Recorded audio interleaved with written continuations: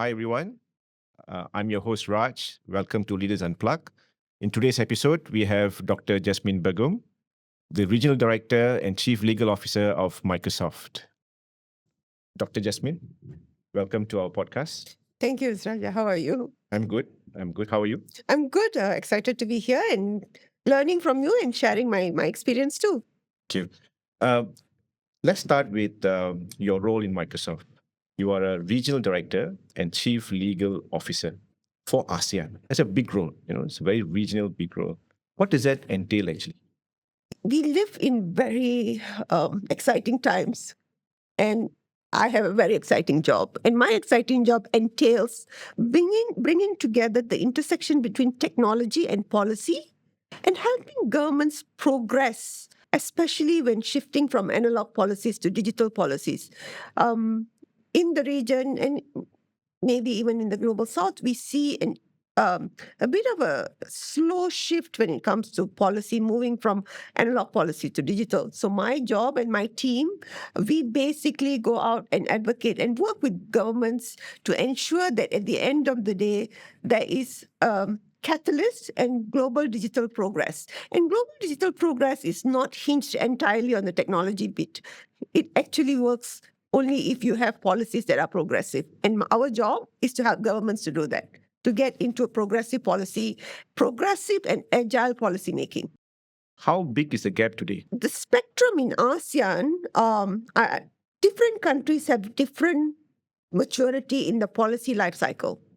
Some are very advanced, and we know these countries, when we see Singapore and we see Indonesia, even Malaysia, we see that we are in the upper end of the policy life cycle maturity. There are countries that are not so mature, and they are coming up. And those are areas where we see there is not an opportunity to just accelerate, but actually leapfrog.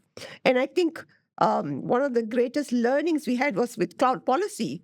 When governments were wanted to adopt cloud, we started working on cloud first policy. But what did that mean with governments for citizen services? So that's what we do. We are helping governments to progress. And today, from cloud, we are talking about AI policy. So that is definitely, there's a spectrum. And what we see is that different governments take a different approach to the maturity. But one common issue remains, and that is digital and technology policies are remaining as digital policies. They have not transformed into healthcare policies. They have not touched the education policies. Digital and technology policies have to be baked into all of these daily citizen services, whether it's healthcare, whether it's education, whether it's security, national security. I think that's where we need to get to. So, in your role, you will definitely meet a lot of leaders from various countries in ASEAN. The intersection between technology and policy, that's one aspect. But the intersection within the country, between portfolios of several ministries and several agencies, how do you manage? And you're just not managing one country, you're managing several countries in ASEAN. So how is that done? I think another common issue we see is while technology has become pervasive, governments and ministries and agencies remain to be siloed. They all want to keep their data to themselves. They all want to do things for themselves. And what we have seen, some governments do really well. I can call out Ibu Sri Mulyani in Indonesia, Minister of Finance, who actually has taken the bull by the horn and said, no, let's bring together, let's do agile policy making. And there are increasingly areas where we see that intersection happening, right? For example, we see in Indonesia, when they wanted to look at how do they overcome taking blood from a hospital and taking it to another place in the traffic, they decided that we want to circumvent that. We wanted to, safety first, but people's life matters. So they decided that, and this is something we worked with them, is to see how can we transport blood using drones. And using drones means the Ministry of Finance, Ministry of Health, the civil aviation of Indonesia, and Ministry of Human Resources, because you need to now train people to be operating drones, transporting blood, and then you want to have the Ministry of Health buy into that. But being able to sit together an unlikely combination of portfolios and agencies coming together to do that policy is not something common. And that's what we want to see. Where can we bring these unlikely combinations together so that we can make policies more agile and not a long-term plan that will take us 3 years to come up with a plan by which time the technology would have moved on, right? So the agile policy making is where we see governments are pivoting to so that they can make quick decisions and not be encumbered by complex bureaucracy to amend laws, regulations, and policies. Where does industry players come in this agile policy making? We bring the experience, right? You and I know that. Let's take the case of I'm from Penang. When I was growing up, Krita Sapu was is an illegal thing. You are not allowed to get into this cars. A lot of people may not be familiar with the term Kreta Sapu, but in Penang, Kreta Sapu is just any private citizen who can drive up and pick up someone on the roadside, and that's illegal.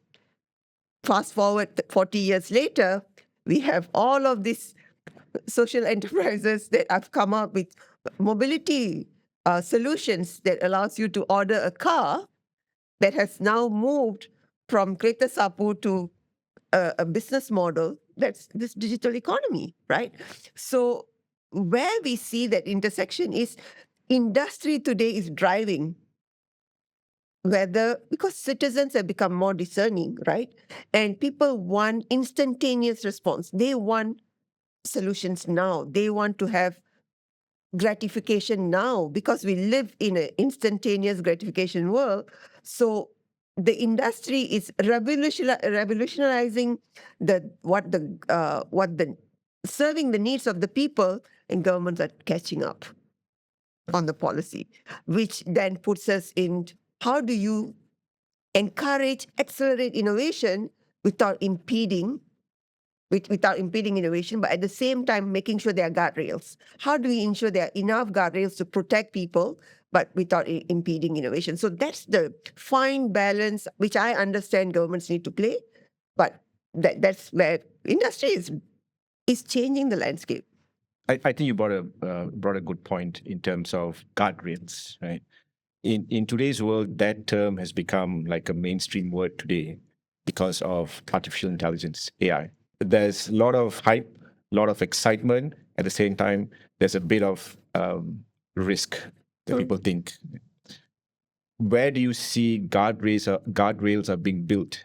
You have very strong policy and regulatory background in your discussion in ASEAN. How is it being played across the countries in ASEAN? I think as far as AI is concerned, there is this belief that AI means ChatGPT. All right, there is a lot of misunderstanding. We need to dispel that first, right? AI is not magic, it's mathematics. That's the first thing we need to address. Because it's mathematics, we also know that the foundation to this is data, right? And we need to have clean data. In order to have the best output, you need to have a clean data set. And to have a clean data set, meaning you have a clean data estate. The challenge remains today that most organizations, public and private, do not know the size of their data estate, do not know what is in their data estate, right? Because we were not natively digital. We were natively analog. There are many agencies around the country, around the region that still goes paper, right? It's still analog, right? Still filling out forms. And I was actually signing multiple documents the other day somewhere, and I was thinking, I'm sure you have all of this information, but there we were still signing multiple copies, which would probably be scanned. How can now we do it online, right? So because we were not natively digital, that move then becomes who moves fast enough. That brings us to the point of AI. I think when the ASEAN digital ministers, when ASEAN leaders issued the AI guideline in the early January, that was a huge win for the region because for once we addressed safety measures. We wanted to make sure that we were ahead of the game. ASEAN as a region took a stand. We wanted to make sure countries were ready to embrace the next wave of digital economy, which is now the AI economy, contributing 1 trillion to the ASEAN economy by 2030. That's a huge amount of number and value. And each country wants to say, what is my wallet share? What's my market share of that 1 trillion? And at the end of the day, it comes down to the people. If you have people who are bold and who are going to an enabling ecosystem and enabling policy environment and having the right talent, that's going to be the market share, right? And you are no more developing solutions and products for your market. You are by design developing products and solutions for the world. There's nothing to stop us from buying something in Indonesia, Thailand, and that's the seamlessness of digital economy. Where governments have started embracing is, if you remember, I'm sure you remember, MDECO was in the forefront of developing the roadmap for AI, maybe in 2022, 23, when we started working. Many of the agencies around the region started working, but in the last 1 year, there has been active movement in making sure that we are going to embrace AI boldly. And the stance taken by ASEAN is really admirable.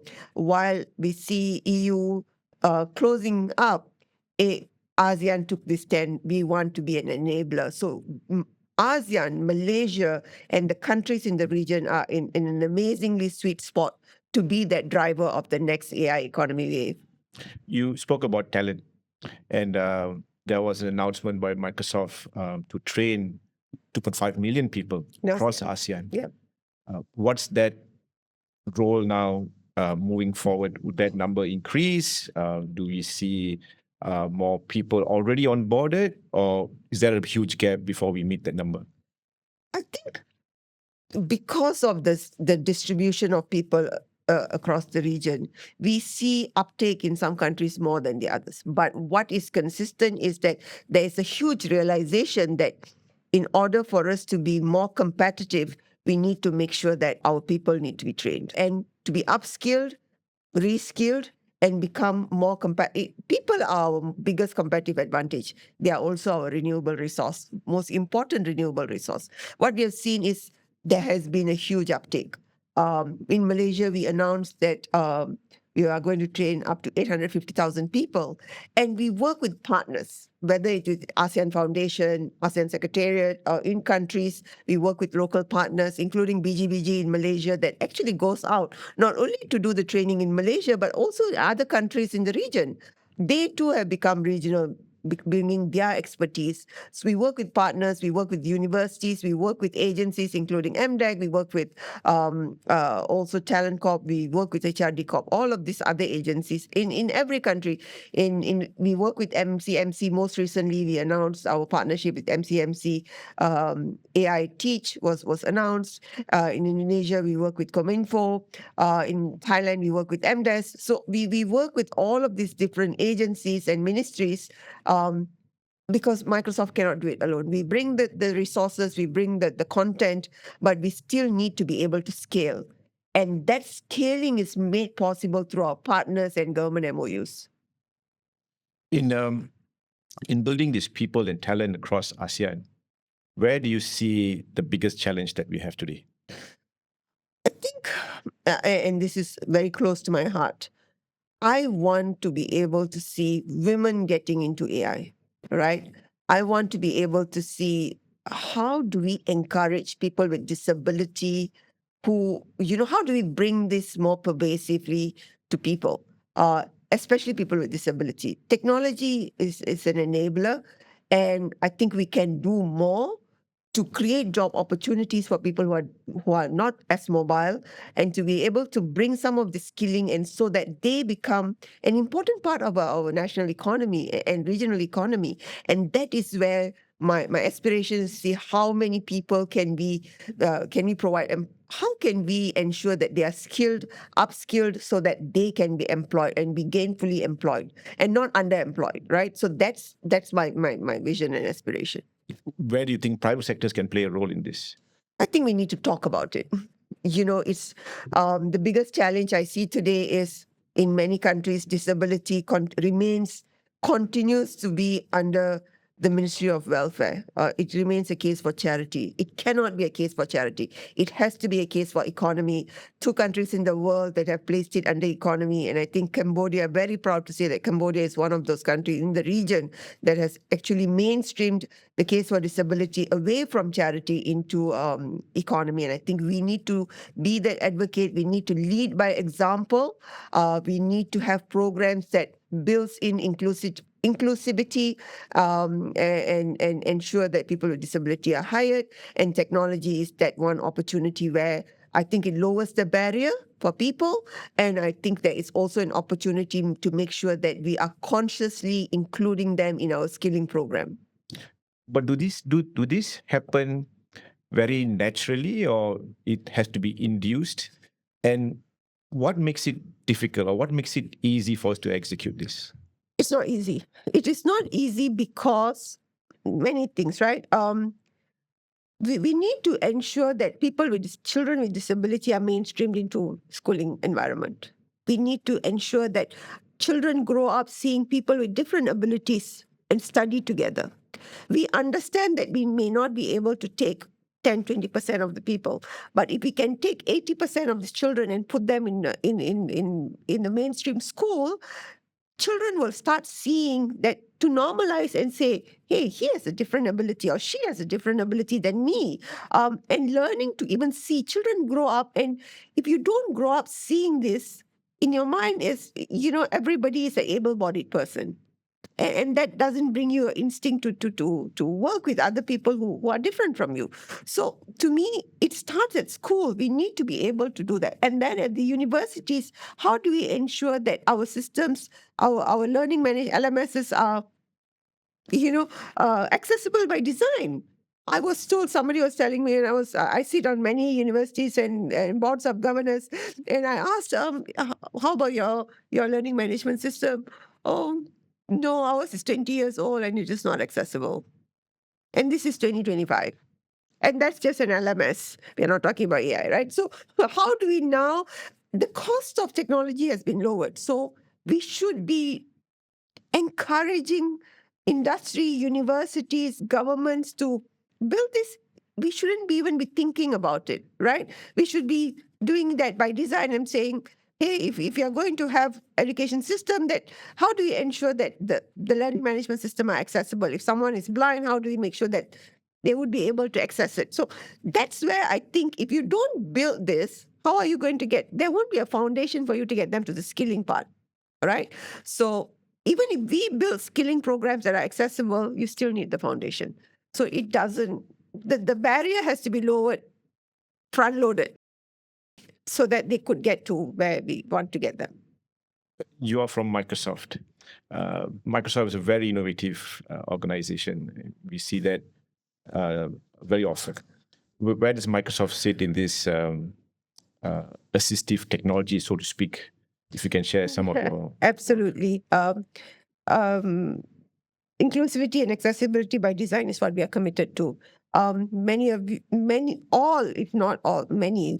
Almost all of our products are inclusive by design. We actually provide our customers, our partners, with a toolkit to help you build your assistive technology by design. And this is given for free, and that is their guiding principles there. Apart from our technology, as a company, we are committed to hiring people with disability. And I'm always proud to talk about Seeing AI, a product that Microsoft introduced, which was developed by in a hackathon by a Microsoft's engineer who's blind, right?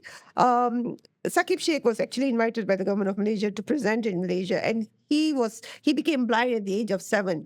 I have colleagues who have different kind of disabilities who I work with every day, and that to me inspires me to do better, because I see my colleagues who are so resilient and able to overcome many of their challenges to come out with the best of products. Those are product engineers. And we also have an autism hiring program where we go out and hire people with autism. And that's we also have help desk for people with disabilities so that they can call in and get support for our products. So as a company, inclusivity, accessibility by design is what we stand for.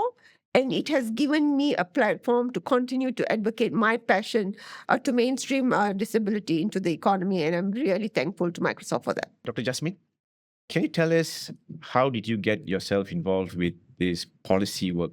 Where did you begin this? Is it at Microsoft or it started even before? So I graduated 31 years ago. Right.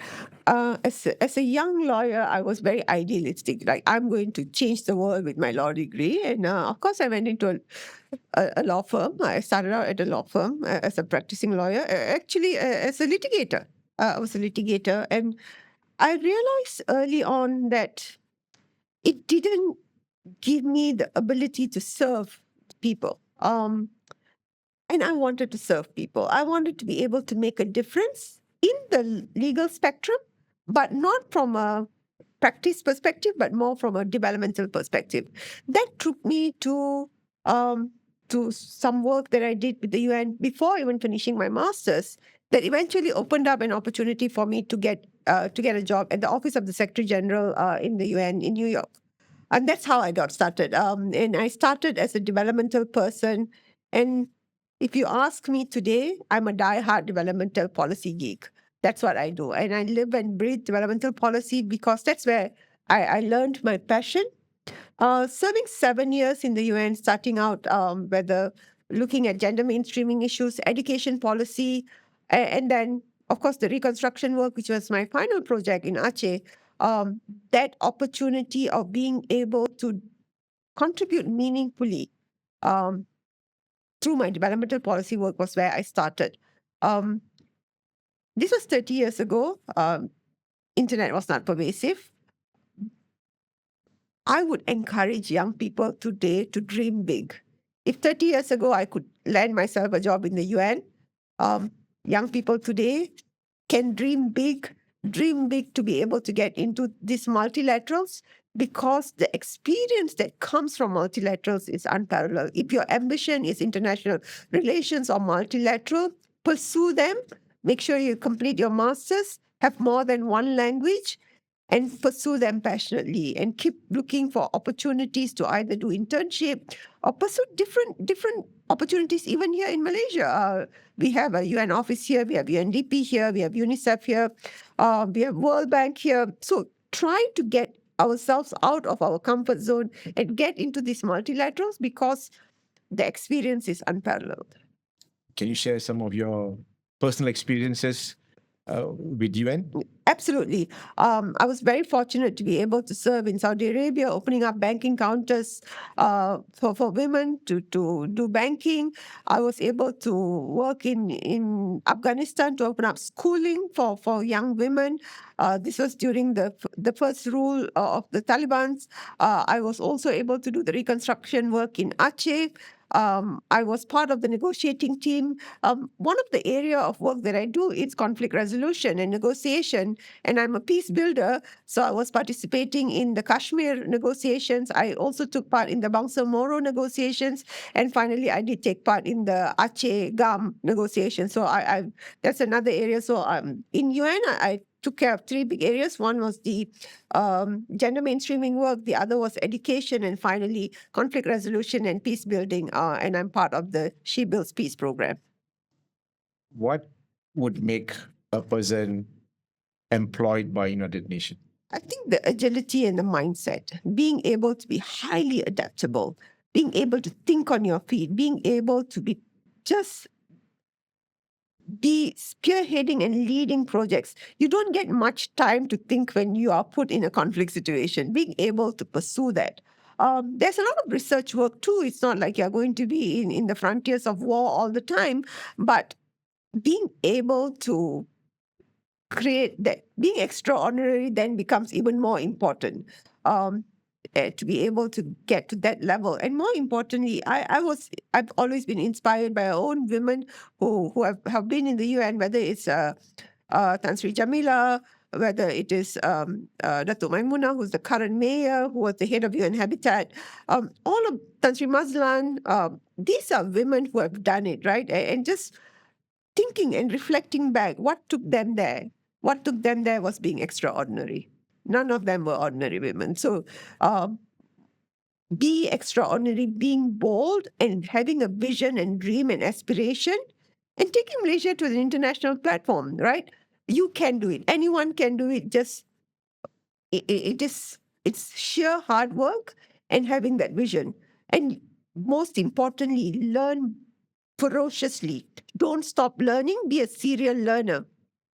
So I was telling you earlier, one of my biggest pet peeve is to learn. If I stop learning, I feel like I become a bit, stuck. So as I turned 55, when I turned 50, I'm a technophobe. Can you believe I work for Microsoft. I used to work for Dell.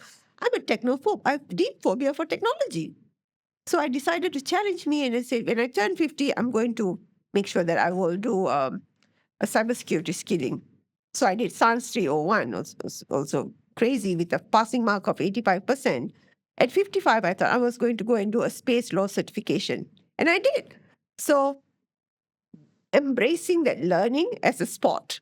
So I'm very happy to be certified in space law in 55. So let me see what is my next milestone, getting my next certification. So learn ferociously. Learn.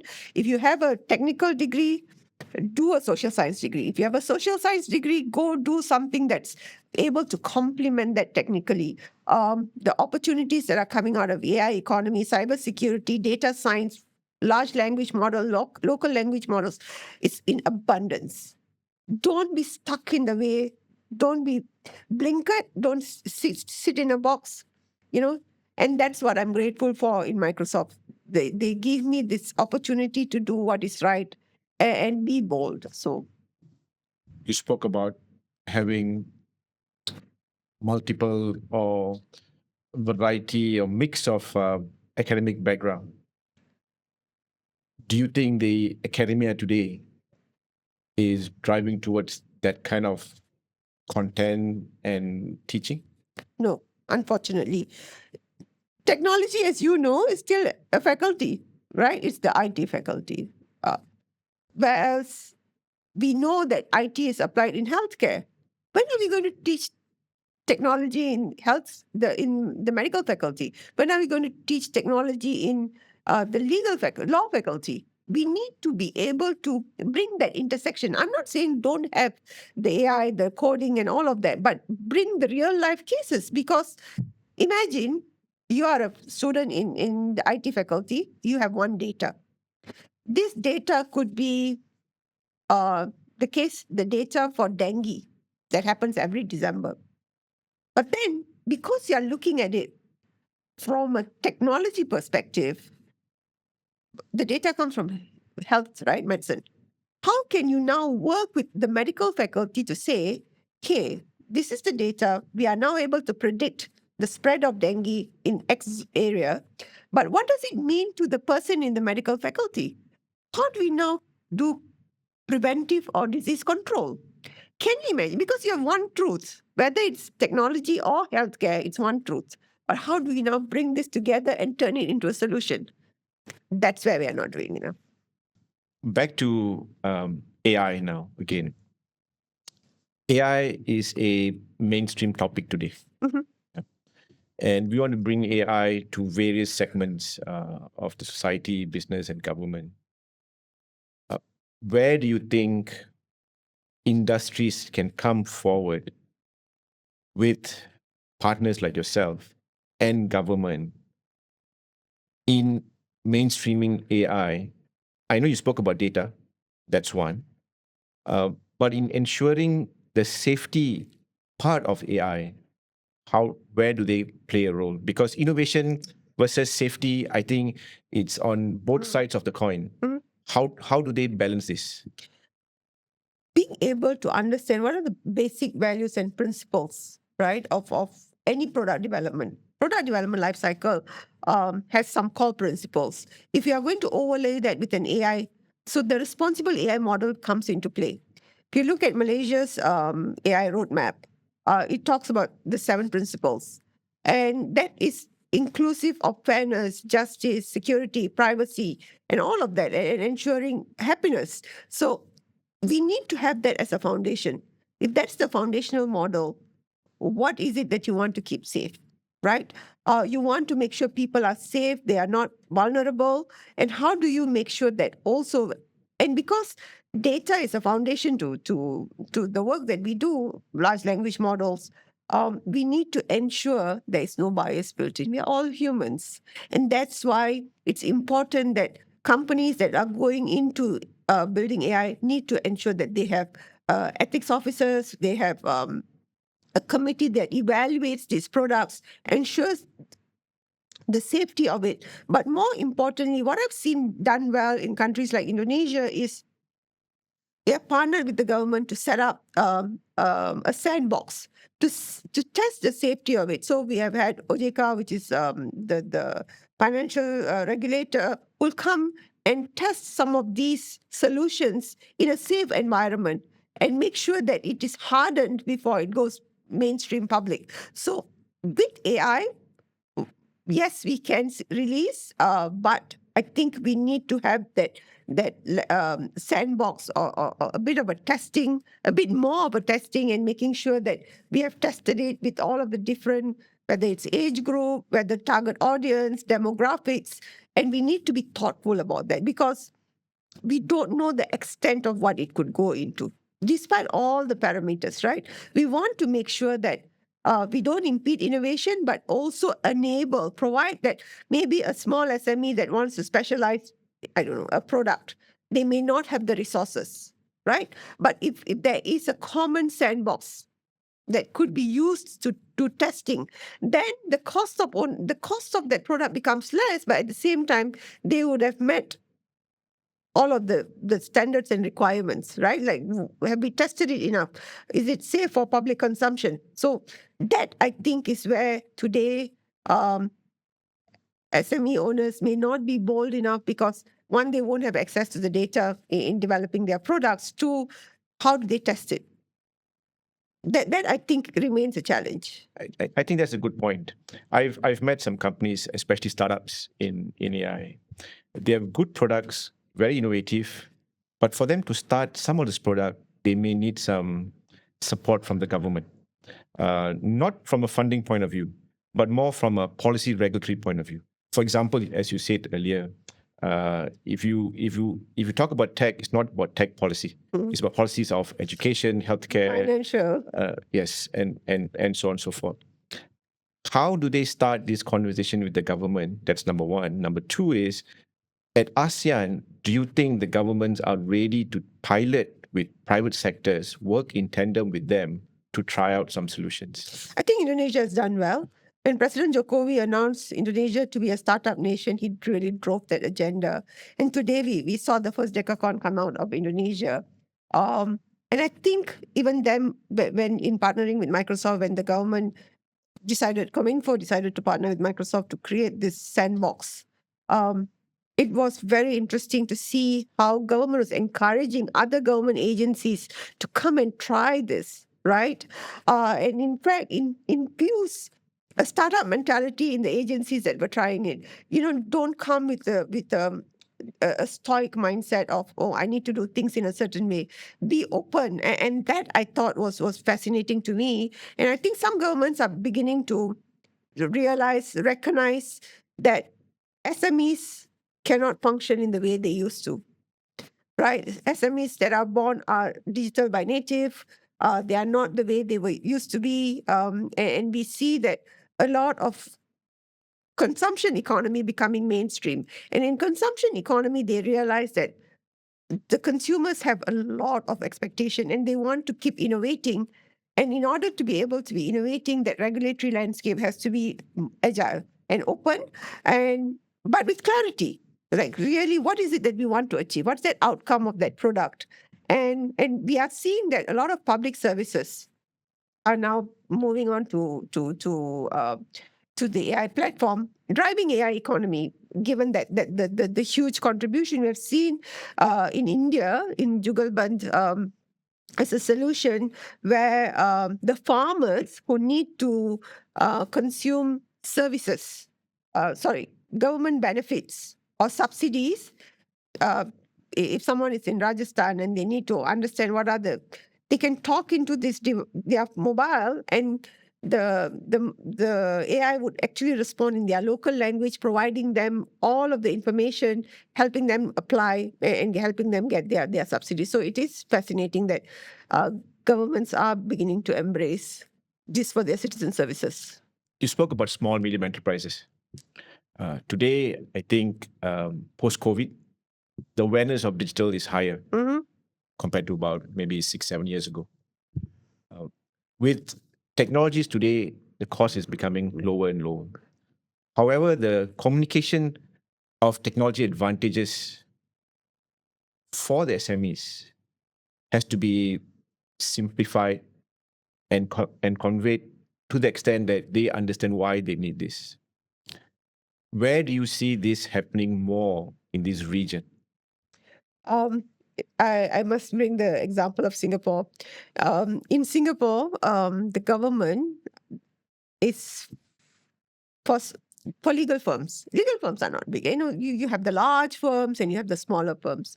In Singapore, the government of Singapore is funding, Ministry of Law is funding 70% of Copilot AI, Microsoft's Copilot AI, for legal firms that want to adopt Copilot.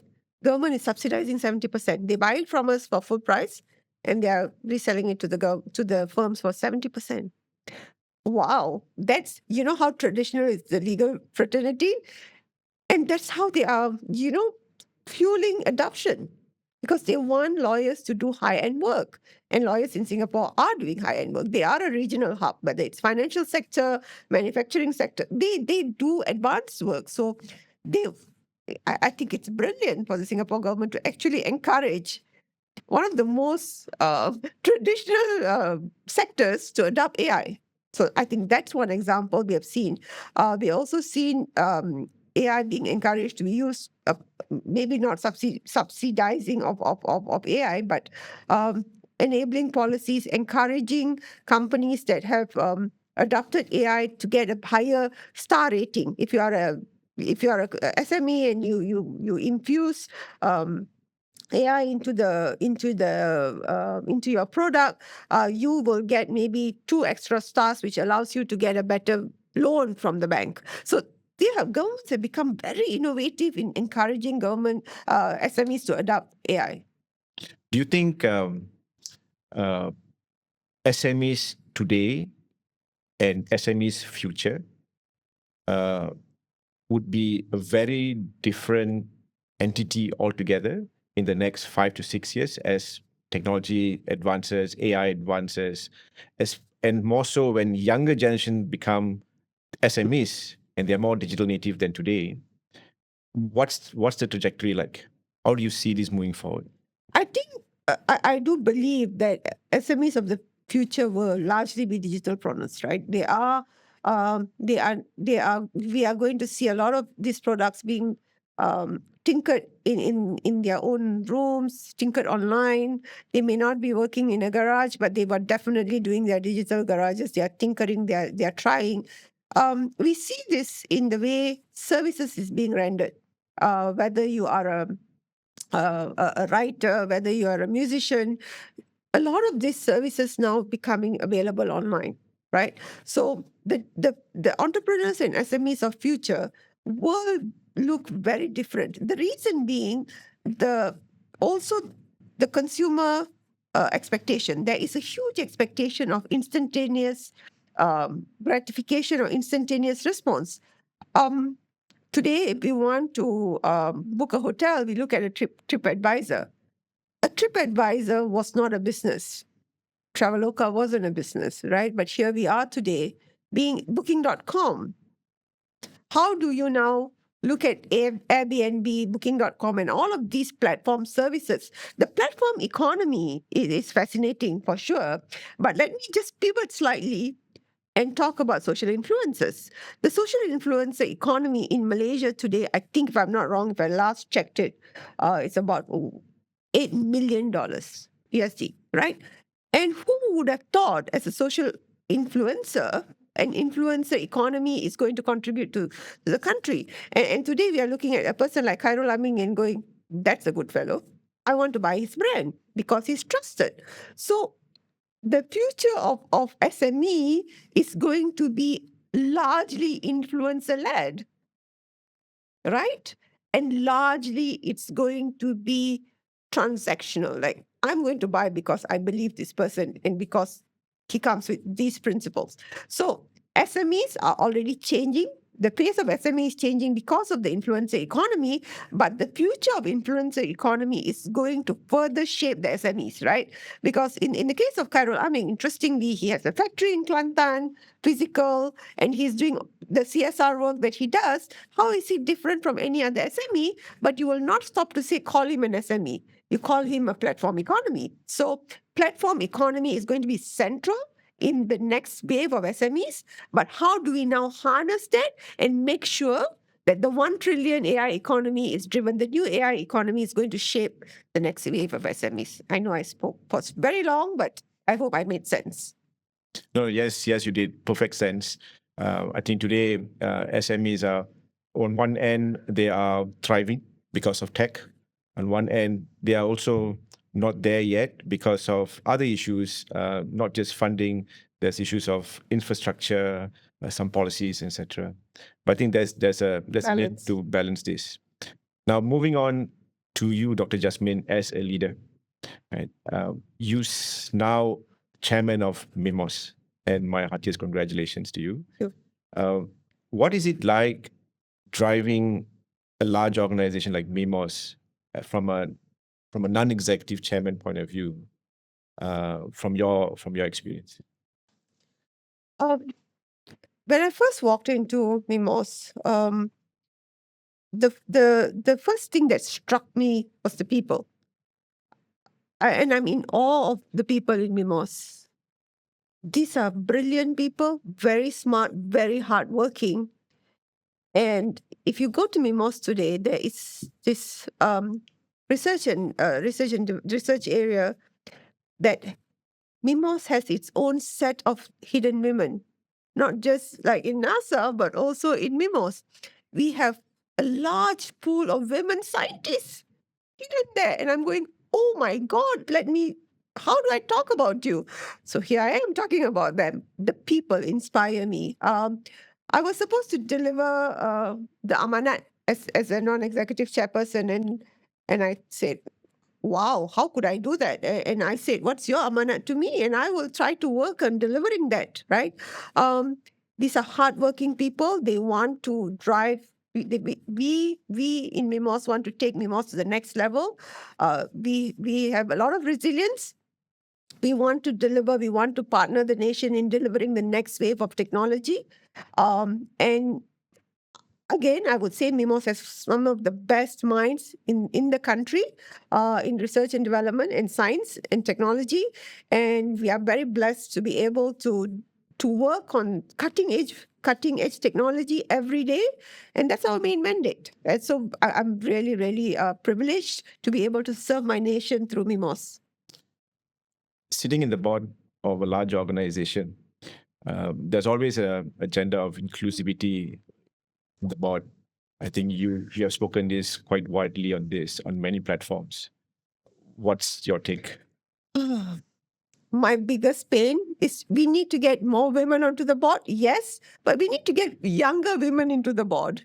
When I got into board, I was past 45, right? And I'm thinking, no, we need to get younger women who bring fresh ideas.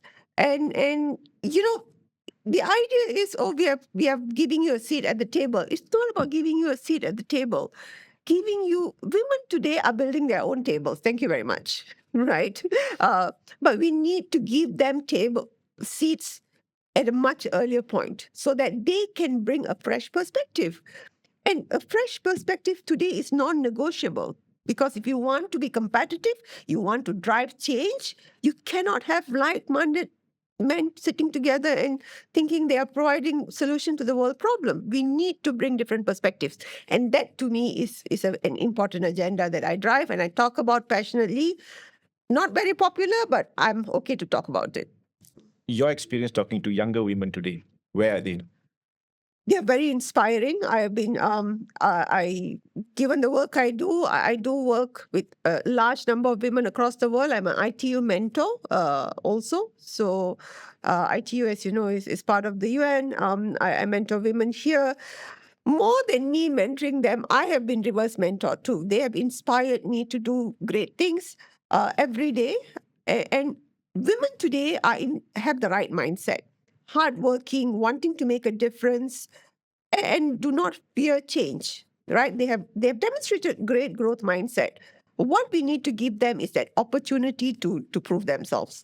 And I think that doesn't come quickly enough because of our traditional setting. You need 5 years of experience or 10 years of experience before you get to the next level. I think we need to chip away at some of those and allow that the growth to be more trajectory based on merit and talent. If you have a young leader coming to you Mm-hmm. and asking you, Dr. Jasmine, how do I be a good leader? And what do I do? What do I need to do next? What would you tell the person? I think in this world today, as a human being, just being human is very important.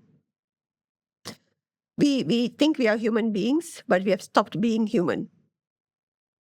Right? And don't be ordinary. Choose to be extraordinary, make a difference. Being ordinary is coasting in life. You don't want to coast. You don't want to be just, riding the wave.